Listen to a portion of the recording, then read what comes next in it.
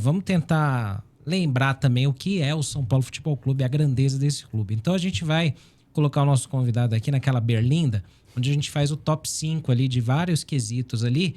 Vou deixar para você começar, Gabriel. Vai de leve aí para ele não se De leve, hein, assustar. Gabriel? De De leve. leve, sossegado. O Senna que joga na fogueira. Top 5 referências suas na história do São Paulo. Pessoas, pode ser, né, parte, enfim, diretiva, funcionários, né, na sua trajetória que você fala, esse cara me inspirou para além, né, da minha atuação no clube e pra vida.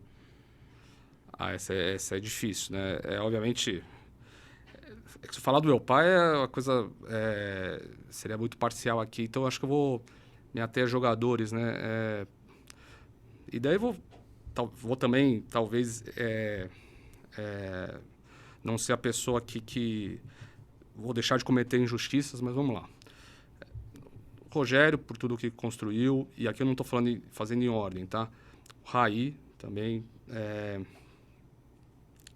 o Lugano, pela questão de como ele defendia a camiseta, etc. O Mineiro, porque para mim é um herói silencioso do São Paulo, tudo que ele fez, e é um cara que não queria mídia, e acho que se ele fosse mais midiático, acho que ele estaria num outro patamar com os torcedores. E tem vários outros, assim. Na época que eu era diretor, eu tinha muita proximidade com dois jogadores do São Paulo que me tratavam muito bem, que eu gostava muito, que era o Gilmar Rinaldi, goleiro, e o Edivaldo, ponto esquerda, que faleceu. Eles foram os meus primeiros ídolos de infância, assim. Boa, perfeito. Edivaldo. Bela lista. Edivaldo jogava muito mesmo. Nossa.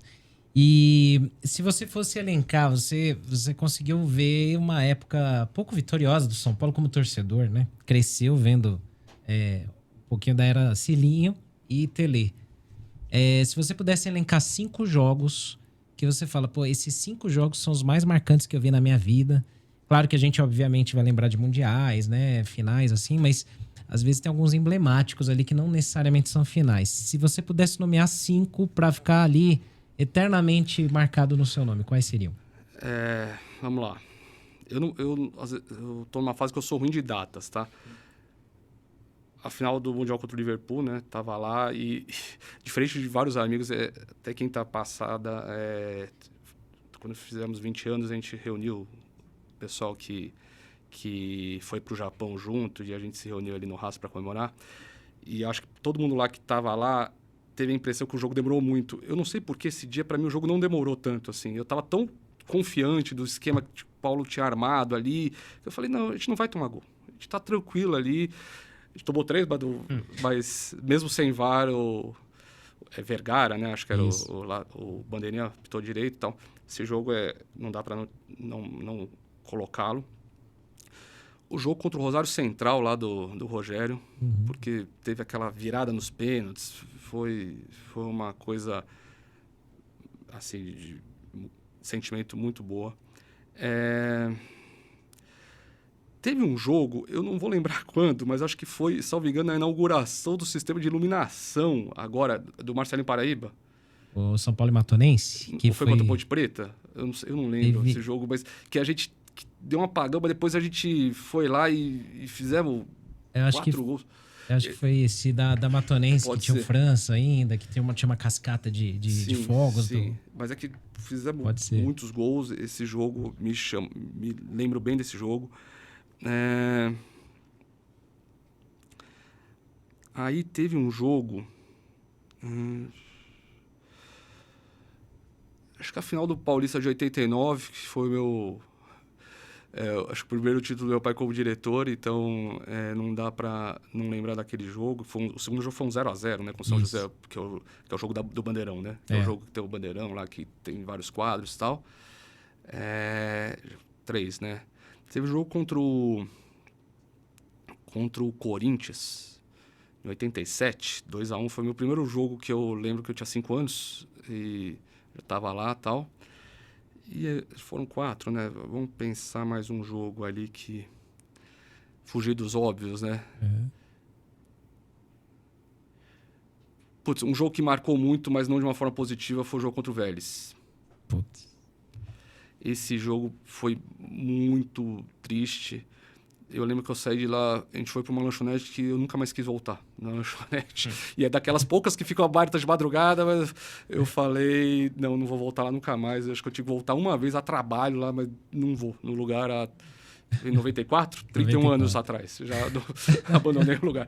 Perfeito. Esse é o jogo também mais triste da minha vida, isso aí. Bom, pra gente fechar o nosso top 5, então, eu vou te jogar uma que você pode deixar o seu pai em primeiro, tá? Vou permitir. O top 5 dirigentes da história do São Paulo, caras que você olha hoje e fala, esse cara marcou a trajetória do São Paulo de forma positiva, impactou de forma positiva. Vamos lá. Casares? Ó, não vou falar em ordem, tá? Mas tem o Laudo Natel, acho que é importante. Meu pai acho que tá talvez aí. O Juvenal Juvencio, aqui eu vou fazer um parênteses, porque eu não discordo de pessoas que acham que essa derrocada acabou com ele. Mas ele teve muitos momentos importantes no São Paulo. Muitos momentos importantes e eu acho que não deixá-lo aí na história, principalmente como diretor de futebol. Ele era um excelente diretor de futebol. Então, já falamos em 3.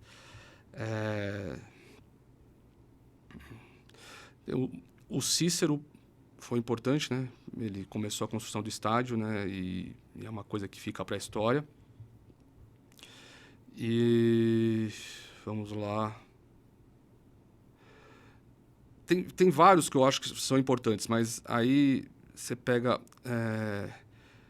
O Henri Haidar foi muito importante no começo ali final da década de 70, começo de 80, e também o professor da Lora, que também na mesma época eles foram importantes para o São Paulo. Eram momentos que não eram tão as pessoas não tinham tanta visibilidade, mas eles foram importantes para a história. Claro que eu deixei de falar de muitos, né?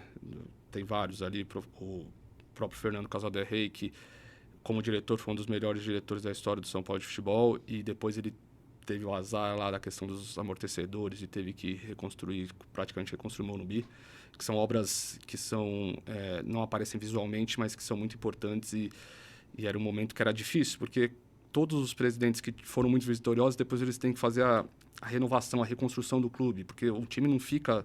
Você tem que mudar. E ele pegou nesse momento que precisava fazer isso, teve que gastar muito dinheiro com isso. Então, talvez, se não tivesse isso, ele poderia ter sido o presidente mais vitorioso em campo também. Perfeito. É isso, maravilha. Fechamos, hein? Vou fechar com uma. Boa. Vou fechar com uma.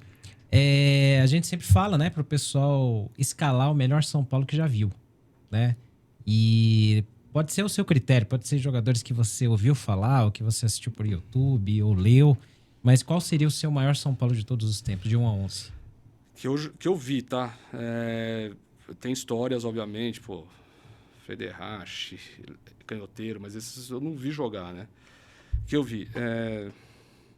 Rogério Ceni, ou Zete, né? Mas talvez debaixo das traves o Zete, se você analisar só isso, mas por toda a história, a liderança e tudo que fazia o Rogério, e pela carreira e dedicação ao São Paulo, Rogério.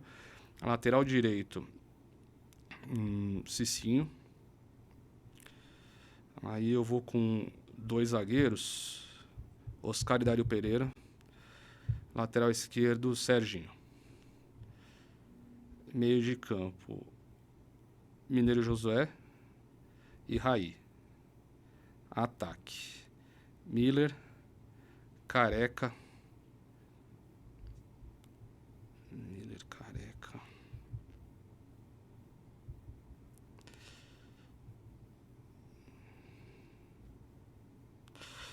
Eu vou fazer 4-4-2.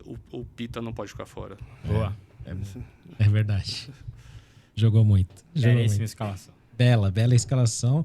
Bom pra gente relembrar, né? Como a gente fala aqui também, né? Tem muita gente que fala, mas a gente não pode lembrar do passado só. Eu acho que a gente tem que lembrar do passado pra justamente o nosso futuro ser da mesma altura. Senão a gente se Baixa perde. a régua, né? Baixa a régua, né? E não pode. A gente tem que exigir o máximo do São Paulo, até pelo São Paulo que a gente já viu, né? E para que ele volte a ser o que ele sempre foi.